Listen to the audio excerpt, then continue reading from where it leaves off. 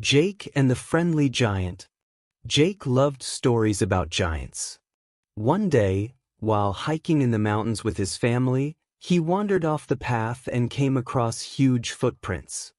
His eyes widened as he imagined a giant living nearby. Suddenly, he heard a deep voice say, "Hello, little friend." Jake looked up to see a friendly giant smiling down at him. The giant introduced himself as Gorm and offered to show Jake around his forest. Jake rode on Gorm's shoulder, feeling like he was on top of the world. They saw giant flowers, birds, and trees. Before they said goodbye, Gorm gave Jake a tiny seed, promising that if he planted it, a magical tree would grow. Back home, Jake planted the seed and cared for it every day. Soon, a giant tree grew, reminding him of his amazing adventure with Gorm the Friendly Giant.